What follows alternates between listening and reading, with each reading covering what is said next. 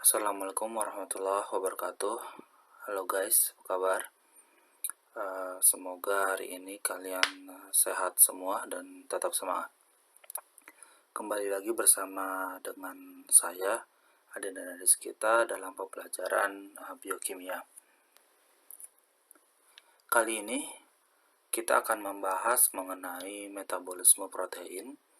Dalam pembahasan kali ini kita akan mengupas tuntas mengenai proses katabolisme dan anabolisme dari asam amino dan proteinnya.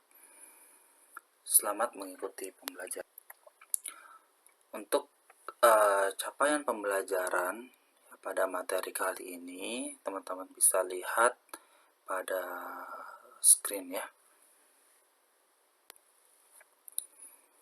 Oke, kita masuk ke metabolisme protein.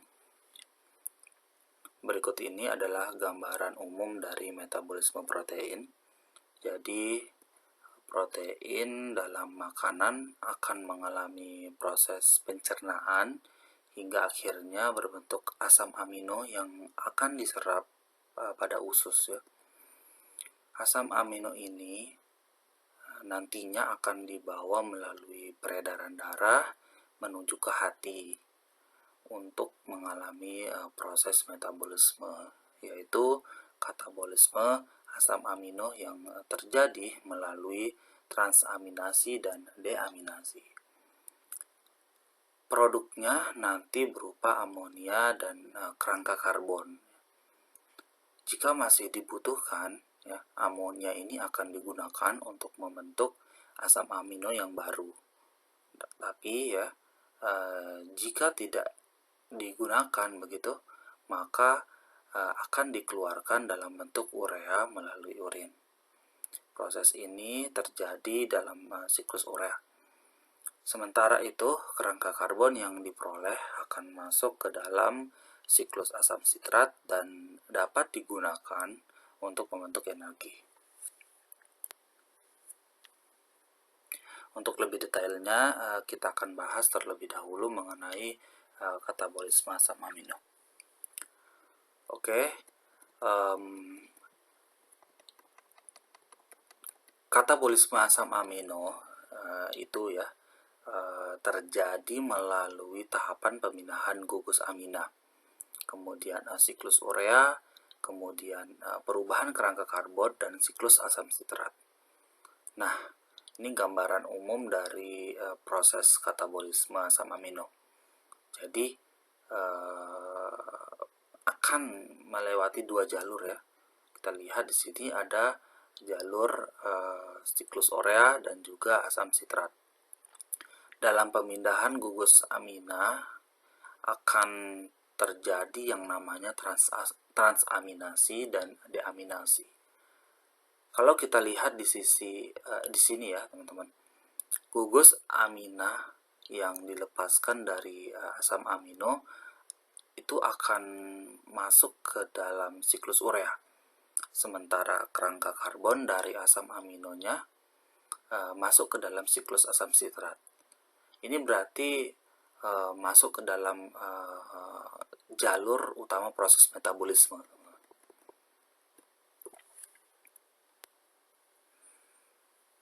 Oke, kita lihat ini transaminasi dan deaminasi ya. Reaksi transaminasi ini ya tujuannya yaitu memindahkan gugus amina sebenarnya. Jadi gugus amina berarti ya di sini ada NH2 ya dari asam amino ke alfa ketoglutarat. Nah, alfa ketoglutarat ini ya karena menerima gugus amina maka akan berubah menjadi glutamat. Sementara asam amino yang pertama karena gugus aminanya hilang maka dia akan menjadi asam alfa keto. Ada 4 enzim yang berperan dalam proses ini ya, yang penting. Yang pertama ada alanin, kemudian aspartat, kemudian tirosin gitu ya, dan juga ada leusin ya.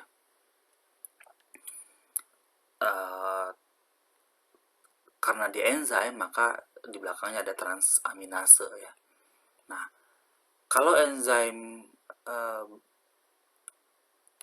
ketika ada namanya ase-ase, berarti itu yang kita sebut sebagai enzim. Biasanya tergantung dari jenis asam aminonya juga. Nah, kemudian tadi dari transaminasi produk yang dihasilkan yaitu L-glutamat ya. L-glutamat ini nanti akan mengalami proses deaminasi. Mengapa dalam transaminasi yang terbentuk itu glutamat? Karena glutamat ini satu-satunya asam amino yang bisa dilepaskan gugus aminanya gitu. Ketika glutamat mengalami deaminasi oksidatif, maka akan menghasilkan ion NH4+.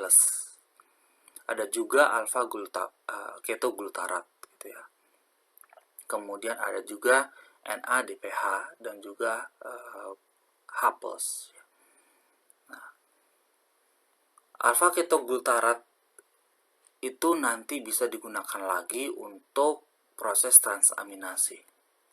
Kemudian enzim yang mengkatalisis reaksi deaminasi itu adalah L-glutamat dehidrogenase yang ada di dalam matriks mitokondria, teman-teman. Nah, ion NH4+ yang dihasilkan ini nantinya akan masuk ke dalam siklus urea untuk dapat dikeluarkan dari dalam tubuh. Mengapa amonia ini harus dikeluarkan ya? Oke, benar sekali ya. Karena amonia ini sifatnya adalah racun bagi tubuh. Oke, ini adalah gambaran dari siklus urea ya, teman-teman. Ini kalau secara keseluruhan ya, mulai dari awal glutamat masuk ke dalam mitokondria, itu yang berwarna abu-abu itu adalah daerah mitokondria, posisinya ada di dalam sel hati ya. Kemudian produk akhirnya akan berupa urea ya, berada di sitosol. Reaksinya NH4+ yang dihasilkan dari deaminasi akan diubah menjadi karbomoil fosfat dan mengikuti siklus urea sehingga terbentuk urea yang siap dikeluarkan dalam urin gitu.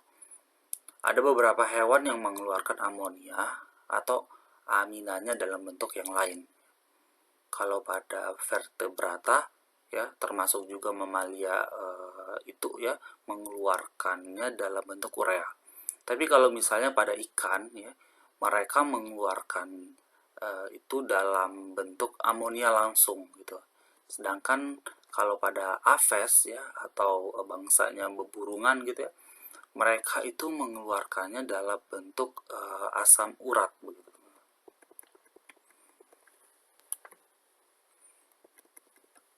Oke, selanjutnya tadi gugus amina ya sudah kita bahas ya. Sekarang kita akan bahas mengenai kerangka karbonnya. Nah, kerangka karbon dari asam amino itu akan dikemanakan ya, teman-teman. Di awal tadi juga sudah disinggung bahwasannya nanti ujungnya akan mengikuti jalur ke siklus asam sitrat gitu kan tadi. Nah, untuk masuk ke dalam siklus asam sitrat itu terdapat beberapa jalur yang bisa ditempuh oleh asam amino. Itu sangat tergantung dari rantai sampingnya ya. Jadi rantai sampingnya itu seperti apa. Nah, asam-asam amino tersebut akan diubah menjadi senyawa-senyawa antara ya, dari siklus asam sitratnya. Oke, teman-teman bisa lihat ya gambaran umum dari proses perubahan kerangka karbonnya ya. Sebagai contoh misalnya ini asam aminolisin ya, kemudian ada juga leusin, fenilalanin, triptofan dan tirosin ya, yang ada di bagian atas ini. Nanti untuk bisa masuk ke dalam siklus asam sitrat ya, kerangka karbonnya itu harus diubah dulu menjadi asetoasetil-CoA ya. Selanjutnya diubah di asetil-CoA, baru bisa masuk ke siklus asam sitrat ya. Demikian juga untuk asam amino yang lainnya ya, selain yang lisin, leusin, Oke, berikut kita juga coba melihat ya mengenai anabolisme asam amino, teman-teman. Jadi anabolisme ini ya teman-teman berarti berbicara mengenai sintesis ya teman-teman. Bagaimana asam amino itu bisa disintesis ya. Jadi yang kita bahas di sini tentu harus berfokus pada asam amino yang memang dapat disintesis oleh hewan ya, atau yang sifatnya adalah yang non-essentials ya. Karena kalau yang essentials itu berarti nanti diperoleh dari makanan yang dimakan ya. Nah, ini reaksinya sangat banyak teman-teman dari asam amino yang non-esensial ya. Itu kita sebenarnya bisa kita ringkas bagaimana pembentukannya. Oke, ini kita sudah ringkas ya, sehingga dia akan semakin mudah untuk dilihat ya, tidak semeraut tadi ya. Jadi lebih ringkas begitu ya. Jadi asam-asam amino itu ya selain diperoleh dari makanan, terutama yang non-essentials, itu bisa juga diperoleh dari jalur sintesis senyawa-senyawa antara ya, baik itu pada glikolisis maupun pada siklus asam sitrat. Kalau misalnya 3-fosfogliserat di sini ya, ini berarti contoh dari senyawa antara glikolisis. Kemudian di sini ada oksaloasetat. Kemudian ada alfa ketoglutarat. Ya. Berarti itu contoh dari senyawa antara dari siklus asam sitrat. Nah, untuk hewan ya, kita bisa hanya mensintesis 10 asam sitrat yang non-esensial tadi. Kemudian berikutnya kita bahas mengenai biosintesis protein. Nah, biosintesis protein itu pada dasarnya terjadi dalam dua tahap utama ya, yaitu transkripsi dan translasi. Transkripsi itu adalah penyalinan molekul DNA menjadi RNA ya. Sedangkan kalau translasi ya, itu penerjemah molekul mRNA ya, menjadi urutan asam amino yang menyusun protein. Nah, pada bab ini kita akan membahas mengenai hanya translasi aja dulu ya teman-teman. Karena yang transkripsi nanti akan kita bahas ketika kita membahas asam nukleat. Oke.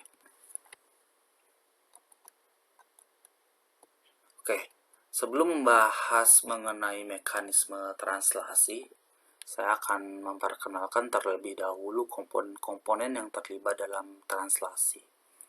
Nah, di sini kita bisa lihat ada 5, ini saya kurang ya, ada 5 ya teman-teman. Yang kelimanya itu adalah asam amino ya. Oke, di sini ada 5. Yang pertama adalah ribosom teman-teman. Kemudian ada rRNA, kemudian mRNA, tRNA, dan yang satu lagi asam amino ya. Kalau ribosom itu berarti organel yang bertugas dalam melakukan sintesis protein, di mana si ribosom ini tersusun dari protein dan molekul RNA yang dikenal dengan ribosomal RNA ya.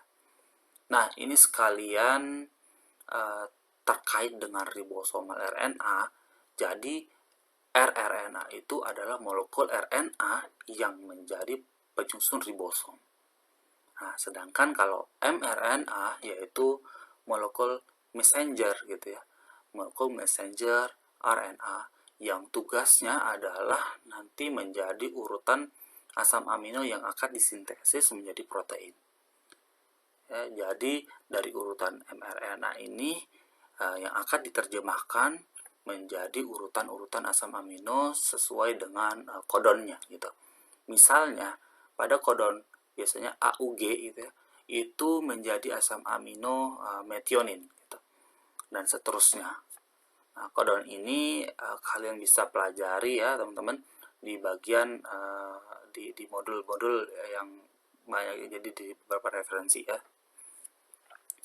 Oke, untuk tRNA atau transport RNA, yaitu molekul RNA yang berperan dalam membawa asam amino.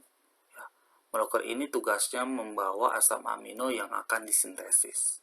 Ya, kalau asam amino, teman-teman sudah kita pelajari ya di pertemuan yang kemarin gitu. Itu teman-teman sudah pasti tahu ya, ada 20 asam amino yang akan digunakan dalam menyusun protein. Okay.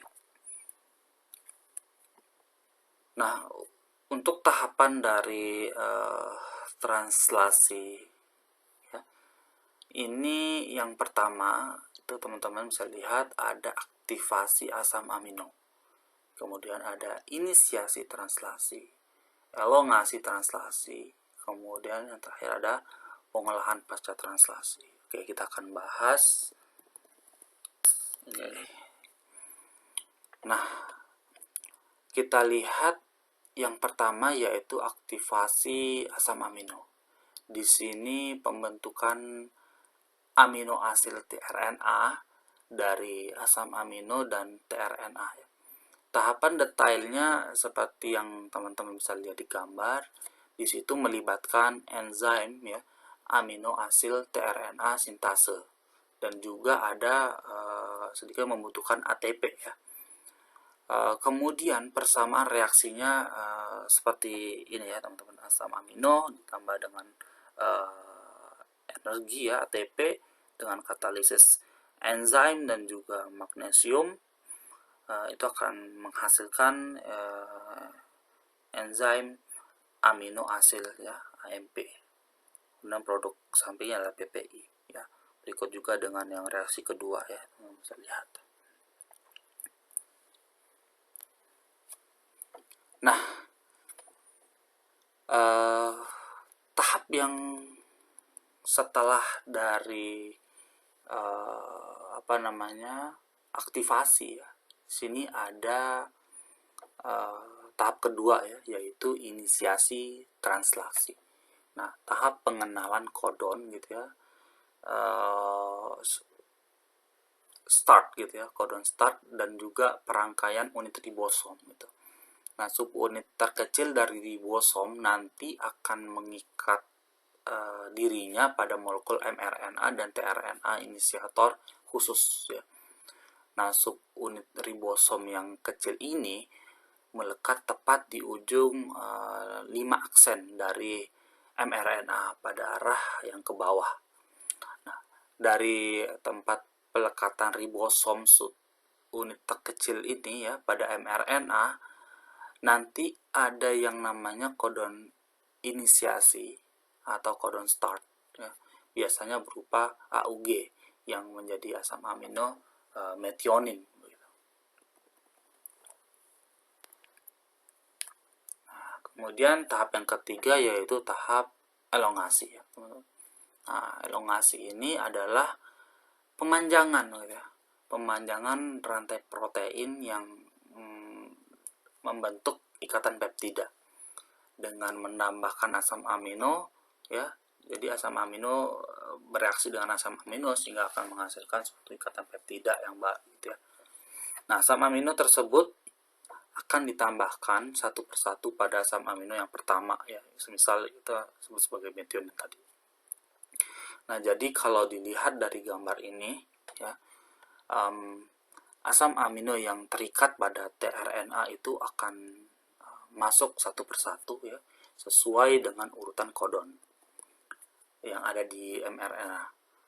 Jadi awalnya itu amino asil tRNA masuk di bagian A ya. Nah, kemudian asam aminonya ya disambungkan dengan peptida ya, ikatan peptida sebelumnya yang sudah terbentuk ya. Jadi nanti akan ada 2 tRNA yang menempel, yaitu di ruang P dan juga di ruang A ya. tRNA di ruang P ini nanti akan memutus rantai amino dan yang dipegangnya gitu ya. Sedangkan tRNA tersebut keluar dari ribosom.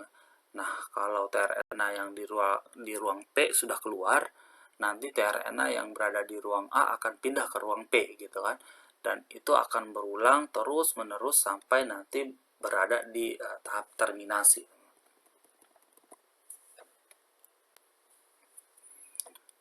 Nah, tahap yang keempat gitu yaitu terminasi translasi. Ini adalah proses pemanjangan yang hanya bisa berhenti ketika sampai pada kodon yang dikenal dengan kodon stop gitu ya. Ketika sampai di kodon stop ini, yang masuk bukan asam amino, melainkan release factor gitu ya. Release factor. Nah, ketika yang masuk itu release factor, maka reaksi pemanjangannya akan terhenti dan ribosomnya akan dibongkar kembali. Nah, tahapan yang berikutnya yaitu pemrosesan pasca translasi ya. Ini adalah tahapan yang terakhir ya. Setelah protein tersebut selesai disintesis, teman-teman, ternyata masih ada proses pengolahan lagi ya sebelum proses protein tersebut bisa berfungsi sesuai dengan tugasnya, yaitu salah satunya adalah pelipatannya.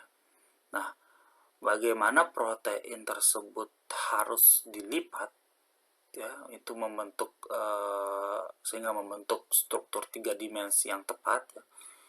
Nah, ketika terjadi kesalahan pelipatan misalnya, maka protein tersebut tidak dapat berfungsi dengan baik ya. Bahkan bisa menyebabkan adanya penyakit. Contohnya misal prion ya.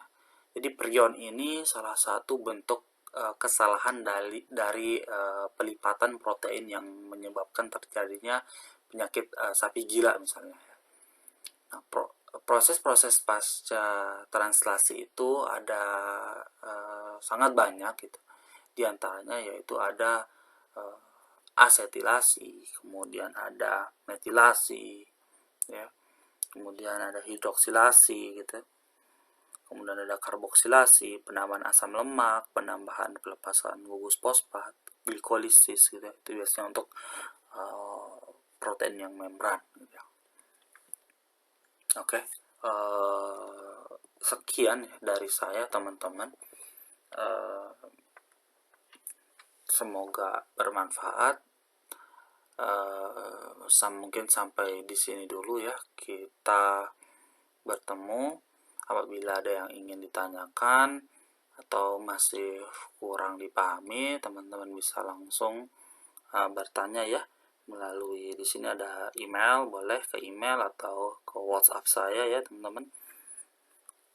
Itu ya. Akhir kata saya ucapkan terima kasih dan assalamualaikum warahmatullahi wabarakatuh.